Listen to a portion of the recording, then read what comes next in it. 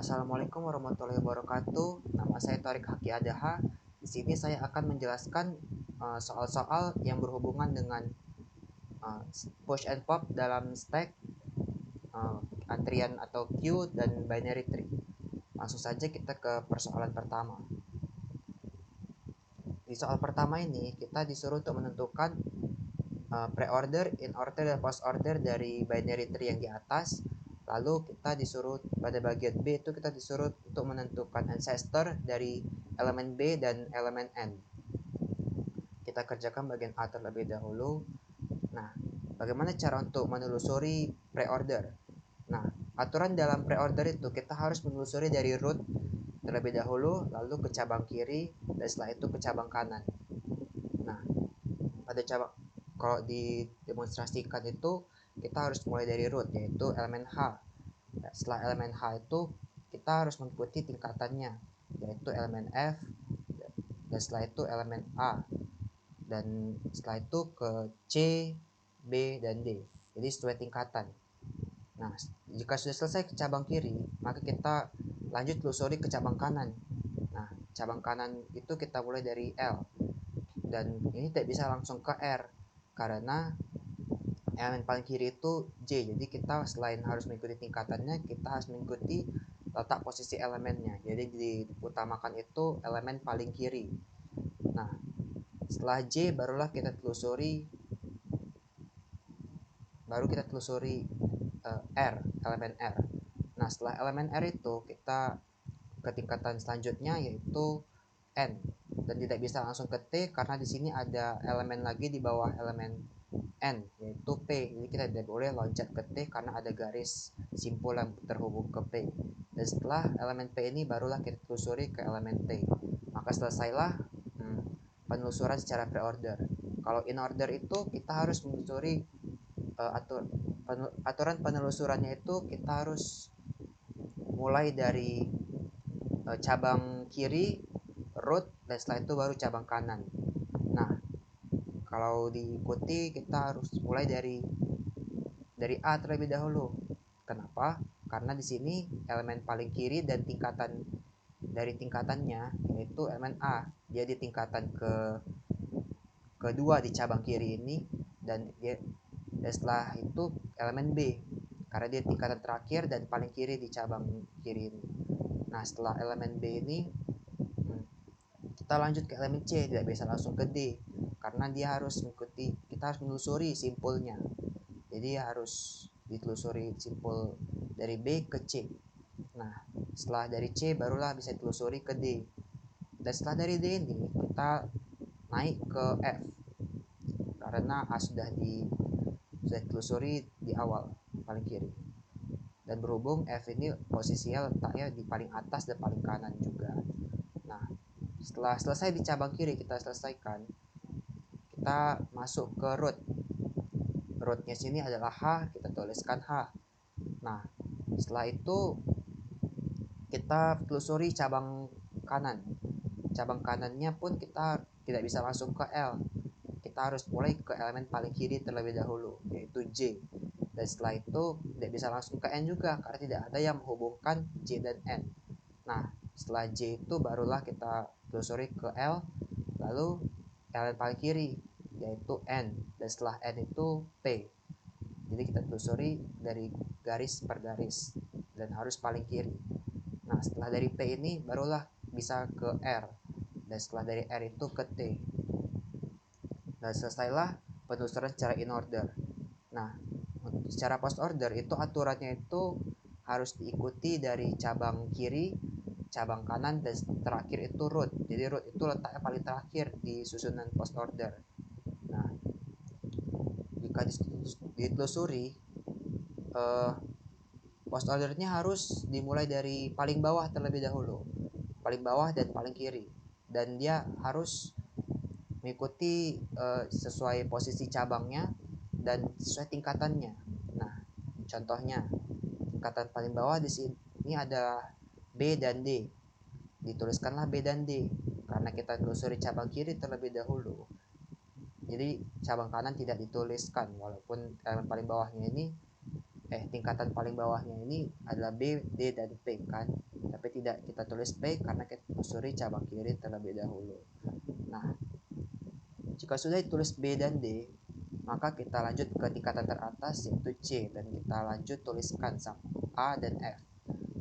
Nah, setelah itu selesai di cabang kiri, kita lanjut ke cabang kanan. Di cabang kanan itu tingkatan paling, kita tidak bisa langsung ke tulis P karena ada elemen J di sini yang tunggal, tidak terhubung dengan elemen lain. Jadi dia dihitung sebagai elemen paling bawah. Nah, elemen paling bawah pertama. Jadi di sini tulis J, lalu baru bisa dilanjutkan ke P, ke paling bawah. Dan berhubung J ini elemen paling kiri. Nah, setelah dari elemen J, kita ke elemen P, dan setelah itu barulah ke elemen N. Dari tingkatan paling bawah sampai ke atas. N, T, R, L, dan terakhir itu adalah rootnya, H.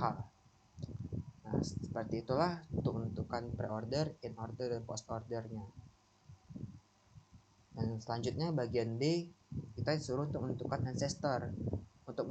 Untuk menentukan simpul ancestor dari suatu simpul atau node, itu kita harus menelusuri dari root sampai dengan elemen di atas simpul yang kita mau telusuri tersebut.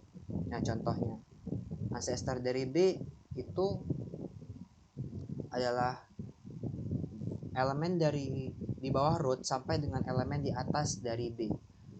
Kalau di sini itu adalah H, F, A, dan C. Nah, kalau ancestor dari N itu elemen dari atas N sampai rootnya. Nah, kita tulislah H, L, dan R. Dan untuk penulisannya itu kita tidak bisa langsung dari R atau tidak bisa langsung dari R. Kita harus mulai dari root sampai elemen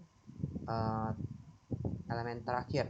Jadi N itu tidak perlu ditulis, kita hanya perlu menulis telusuran bawahnya.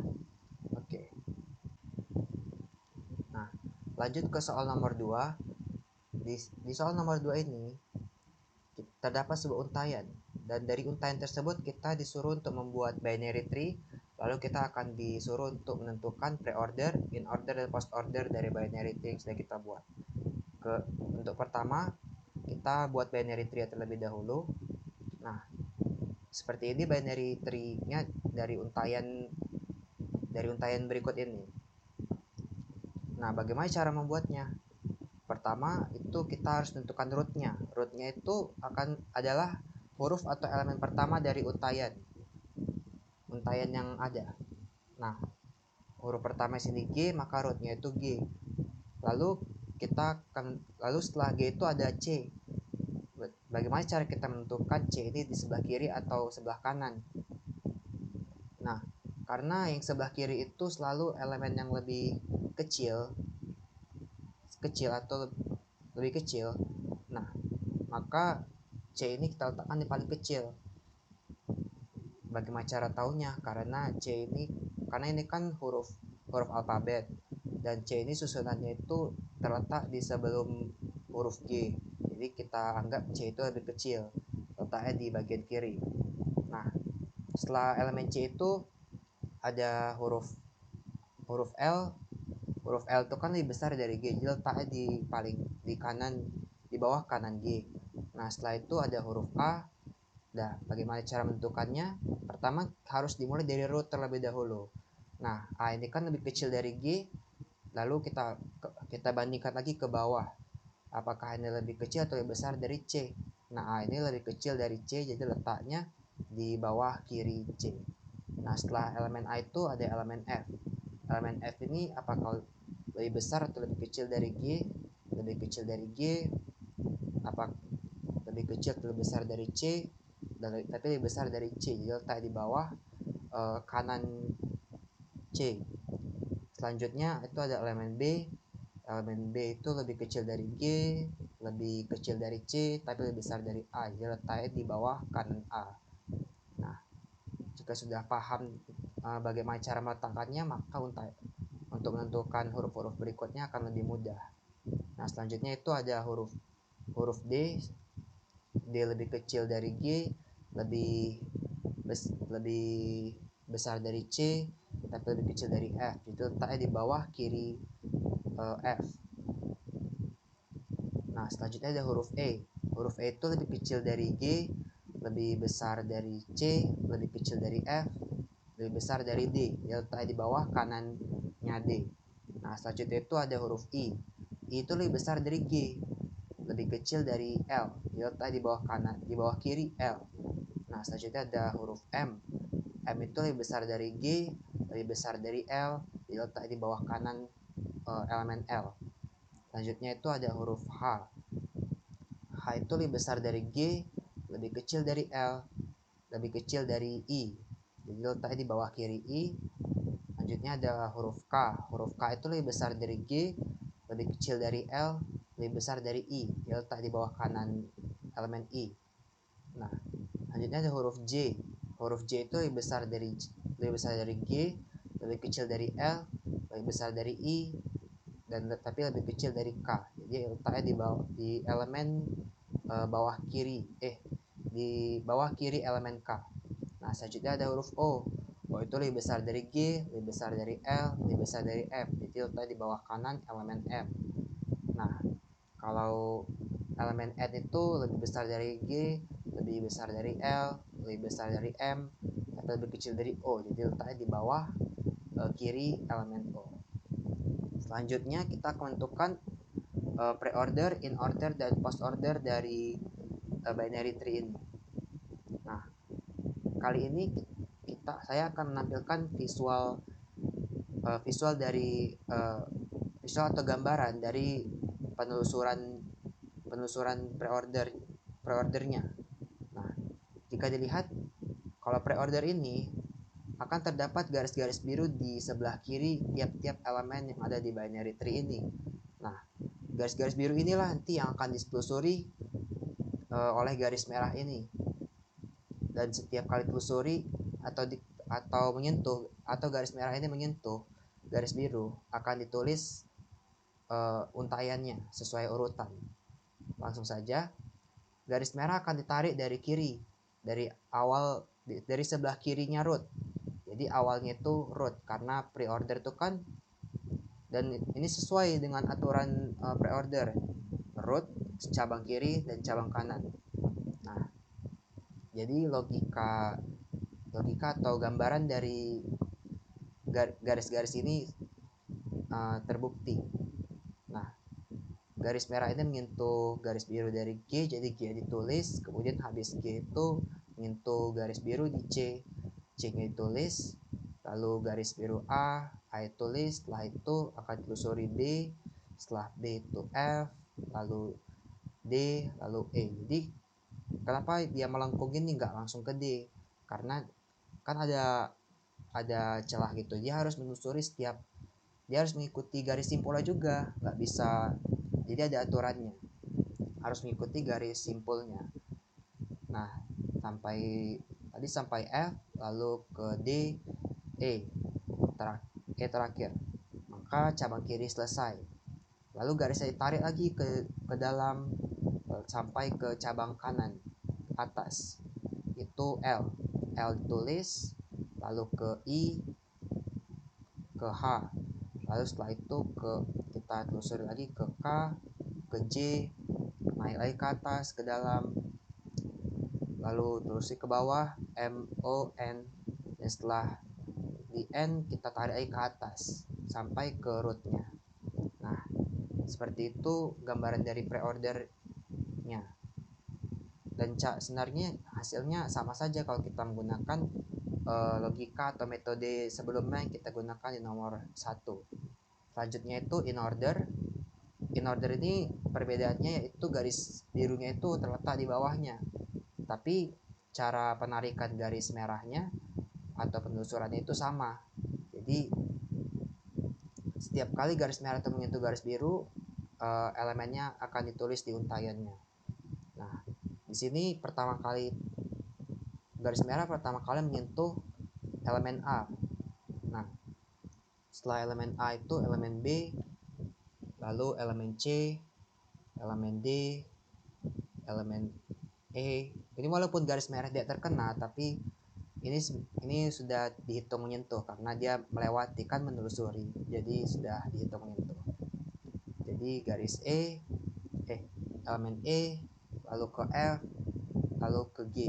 Karena in order ini cabang kiri, root, lalu cabang kanan. Jadi masuk akal logika yang dipakai. Tadi elemen G, lalu ditelusuri lagi sampai ke elemen H, I, J, K, ke dalam elemen L, M, N. Oh, ini di kiri karena dia di kanan, jadi garisnya itu di luar simpulnya, jadi O terakhir, lalu ditarik lagi ke atas. Nah, selesailah metode in ordernya, penelusuran in ordernya, lalu ke penelusuran post order. Nah, post order ini garis birunya itu terletak di sebelah kanan tiap-tiap elemen di binary tree-nya. Nah, ditelusuri dari kiri, elemen yang pertama kali terkena itu elemen B. Nah, elemen B lalu ke A, ke E, ke D, ke F, ke C, dan ke H. Karena cabang kiri sudah selesai, ke cabang kanan, ke H, ke J, ke K, I, N, O, M, L, G. Dan root ini terakhir, jadi sesuai dengan aturannya. Jadi cabang kiri, cabang kanan, dan root terakhir. Jadi sangat, menurut saya yang lebih mudah itu dengan menggunakan gambaran seperti ini. Dan kalau sudah dapat memvisualisasikannya di kepala, jadi ketika melihat untayan saja, melihat token binary-nya saja sudah dapat ditentukan in order, pre-order, dan post order secara cepat. Untuk soal nomor 3, kita memiliki dua notasi.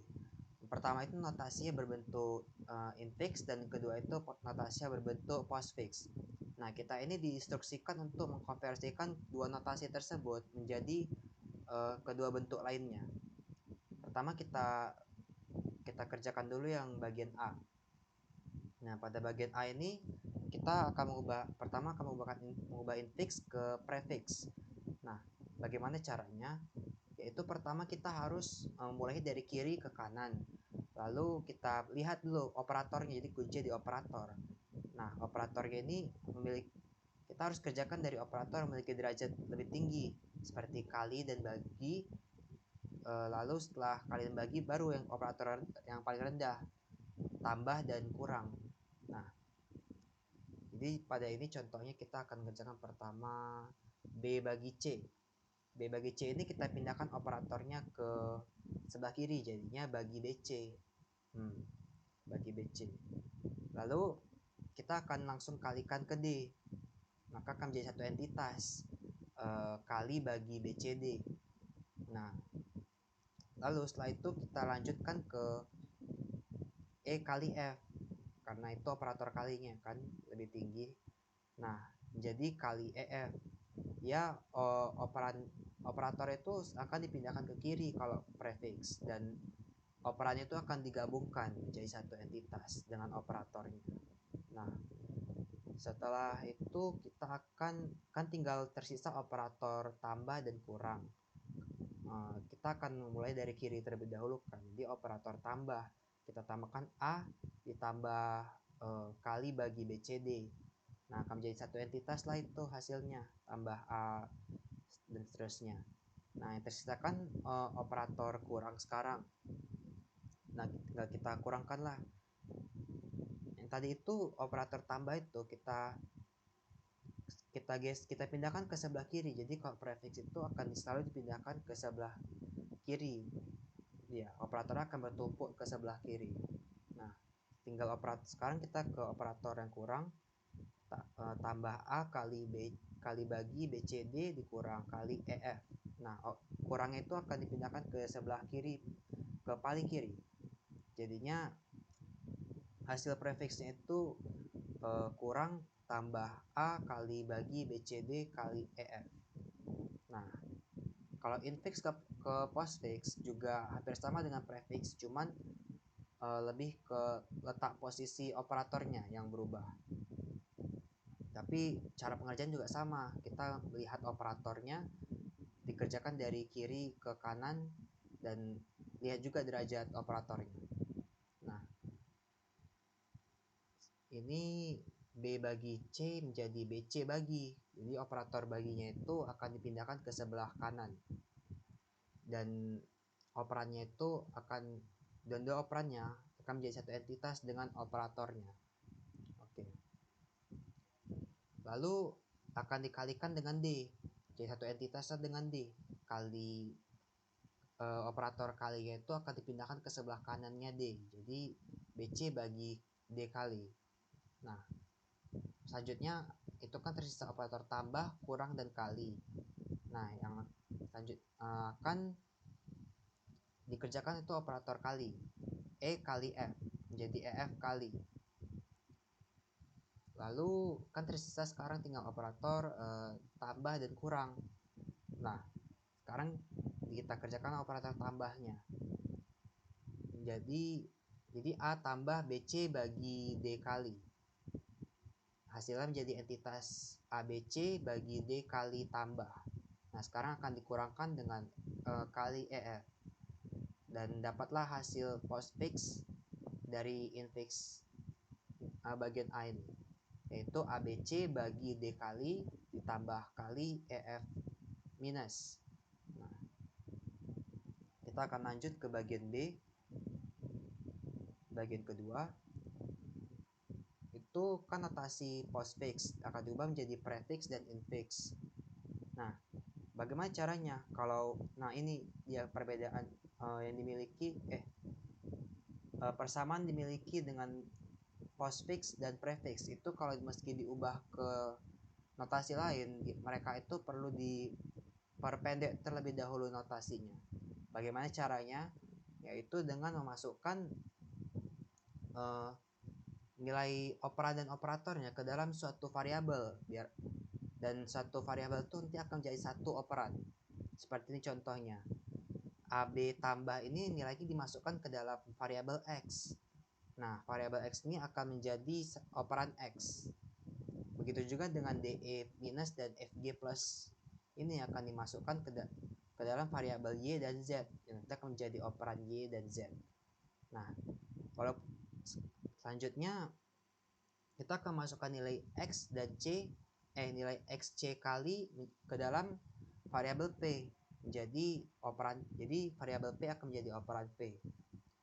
Tetap bisa dimasukkan walaupun, jadi dia akan terus bisa dimasukkan selama terdapat dua operan dan satu operator. Sampai hasilnya tersederhanakan menjadi P, Y, Z pangkat. Nah, jika sudah seperti itu, sudah dapat dilakukan konversi dari postfix ke prefix. Nah, caranya itu konversi ke prefix itu dengan menggeserkan operatornya ke sebelah kiri. Nah, jadinya pangkat YZ itu akan menjadi satu entitas. Nah, jika sudah seperti ini kan sudah terkonversi ke prefix, tapi operan-operannya itu masih memiliki nilai dalamnya. Nilainya itu harus dikeluarkan.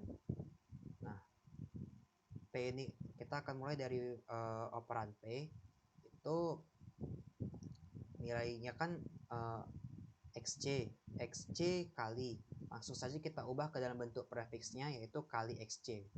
Nah, nilai XC itu, nilai X itu kan masih memiliki nilai juga di dalamnya, itu pun dikeluarkan juga.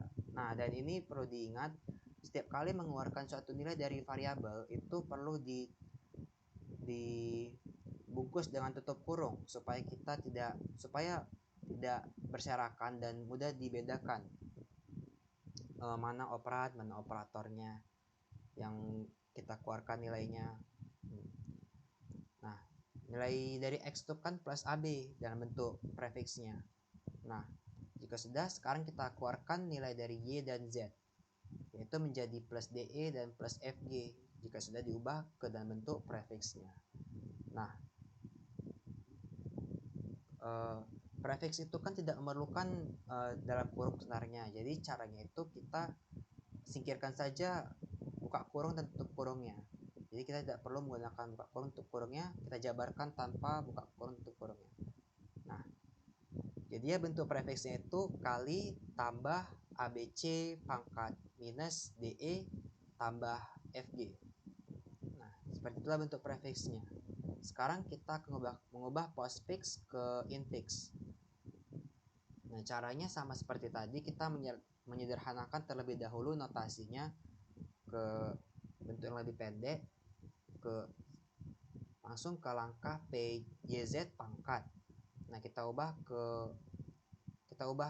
lakukan dulu proses infixnya, itu dengan menggeser operatornya ke pertengahan operan Y dan Z. Jadinya operan Y dan Z itu terpisahkan oleh operator. Nah, ini sudah ke dalam bentuk infix. Sekarang kita keluarkan nilai-nilainya. Nilai operan P itu X kali C dalam bentuk infixnya. Lalu nilai X itu kita keluarkan juga nilainya, jadi A tambah B bentuk infixnya. Nilai Y dan Z juga kita keluarkan. Nah, kenapa hasilnya masih memiliki dalam kurung? Karena infix itu untuk nilai-nilai rendahnya, seperti untuk operator yang rendah, berderajat rendah seperti tambah dan kurang, itu memerlukan buka kurung tutup kurung. Iya, ini kenapa dipisahkan oleh dua buka kurung tutup, dua dalam kurung utama, karena P dan Y-nya itu tidak memiliki operator, tidak dipisahkan oleh operator, jadinya dipisahkan dengan dalam kurung saja. Di soal nomor 4 ini kita akan membahas tentang queue atau antrian. Nah, di soalnya terdapat satu antrian yang tidak dibatasi jumlah antriannya. Di dalamnya sudah ada 3 antrian. Kemudian masuk satu antrian lagi, lalu keluar 2 antrian, kemudian masuk satu antrian lagi, dan seterusnya. Nah, pertanyaan di soal ini yaitu buatlah ilustrasi antriannya. Nah, untuk menjawabnya, pertama kita harus menentukan dulu ini jenis antrian apa. Jenis antrian atau queue itu ada dua.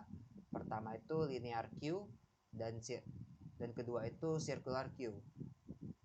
Linear queue itu antrian yang penyimpanannya itu tidak dibatasi, sedangkan circular queue itu antrian yang jumlah penyimpanannya itu dibatasi atau memiliki batas. Nah, jika di soal nomor 4 ini queue yang dipakai itu merupakan linear queue atau antrian linear. Kita langsung kita lihat ilustrasinya. Nah, di sebelah kiri itu merupakan soal yang sudah dipersingkat. Nah, sebelah kanan ini adalah ilustrasinya. Nah, pertama itu queue atau antriannya sudah terdapat 3 variabel atau 3 antrian isinya. Angka di atas kotak-kotak tersebut itu merupakan indeks.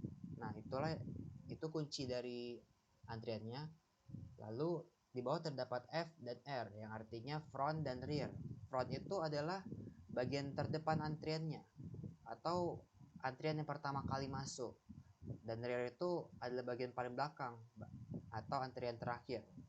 Sini frontnya itu 1 dan rearnya itu 3. Nah, karena sudah ada 3 antrian, selanjutnya instruksinya itu NQ1. NQ itu artinya masuk satu antrian ke dalam antrian kita yang sudah ada, dan masuknya itu ke posisi paling belakang ditambah 1. Jadi yang semulanya rearnya itu 3, karena NQ1 jadi rearnya itu 4.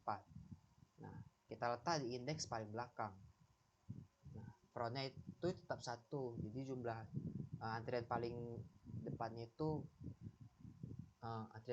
itu tidak berubah. Oh iya, dan perlu diingat sistem queue atau antrian ini menggunakan sistem first in first out. Artinya antrian pertama kali masuk akan menjadi yang pertama kali keluar. Nah, lanjut ke setelah NQ1 maka di DQ2. DQ2 berarti ada 2 antrian yang keluar dari queue kita ini. Di sini A dan B-nya sudah tidak ada, artinya A dan B itu keluar karena antrian pertama itu kan 1 dan selanjutnya itu 2. Jadi yang keluar itu selalu dari antrian yang pertama kali masuk. Nah, di sini nilai frontnya itu sudah berubah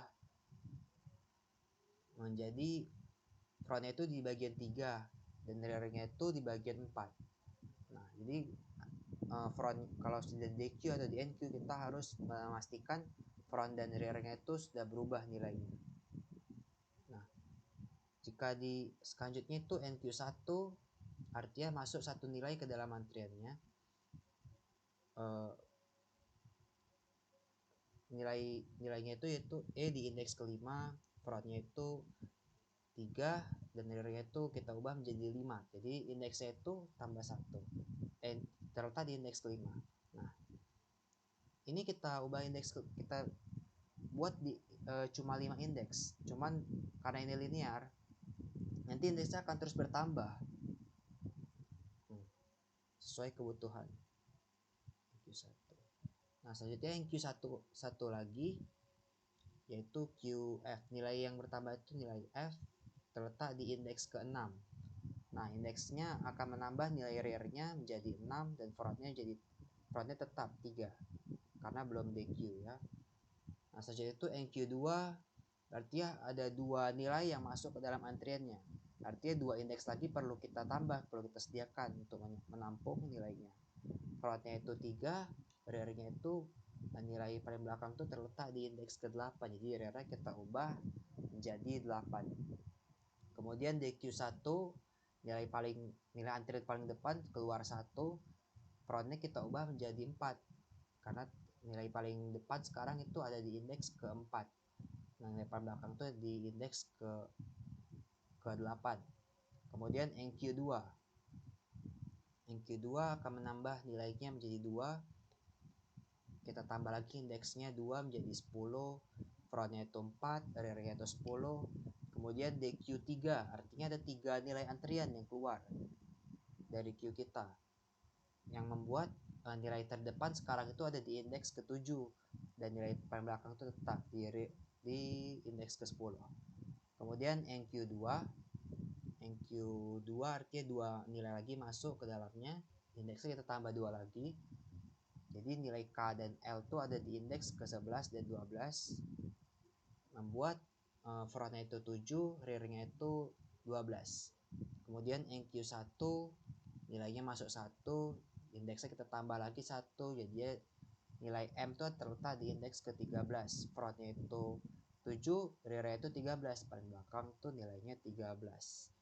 Kemudian DQ2 artinya 2 nilai keluar dari antriannya, yaitu jadinya nilai yang paling depan sekarang itu terletak di indeks ke-9 dan nilai paling belakang itu di indeks ke-13 tidak berubah. Nah, selanjutnya itu NQ1 terakhir. Artinya nilainya masuk 1 ke dalam antrian. Rearnya kita tambah 1 dan indeksnya kita tambah 1 menjadi 14. Jadi frontnya itu 9 dan rearnya 14. Kalau tidak ada lagi instruksi lain maka antrian linearnya selesai. Untuk soal nomor 5, kita disuruh untuk membuat ilustrasi antrian jika maksimal tempat penyimpanannya adalah 7. Nah, tapi dengan ketentuan soal nomor 4. Nah, jika tempat penyimpanan antriannya itu diberi batasan, maka tadi itu didefinisikan sebagai antrian sirkular. Jadi di soal nomor 5 ini antrian yang akan kita ilustrasikan itu antrian berjenis antrian sirkular. Maksudnya kita lihat ilustrasinya. Nah, di sini indeksnya itu maksimal 7. Jadi kita bikin kotaknya sampai 7. Lalu kita isi sudah 3 antrian. Nah, lalu NQ1 masuk nilai 1 berubah nilai rearnya menjadi 4 seharusnya, bukan 2 itu ya. Nah, selanjutnya DQ2 nilainya keluar 2, indeks 1 dan 2 nilainya akan akan tidak ada lagi, maka kemudian NQ1 nilainya masuk 1, nilai E di indeks kelima, kemudian NQ1 lagi rear-nya akan berubah menjadi 6, masuk nilainya di indeks ke-6, kemudian NQ-nya 2 artinya masuk 2 nilai. Nah, masuk 2 nilainya ini kan indeks 7 tidak bisa dilanjutkan ke indeks ke-8, jadinya nilai pertama akan dimasukkan ke indeks ke-7 dan nilai keduanya akan dimasukkan ke indeks ke-1 karena itulah indeks yang masih tidak memiliki nilai. Jadi kalau ada yang kosong, disitulah akan dimasukkan indeks yang NQ-nya. Di sini frontnya itu 3 dan rear-nya 1. Jadi tidak masalah. Walaupun rear-nya itu rear-nya itu lebih kecil dari frontnya. Yang penting itu posisi indeks pertamanya itu posisi antrian pertama itu di indeks keberapa dan posisi antrian paling ke belakang tuh di indeks keberapanya.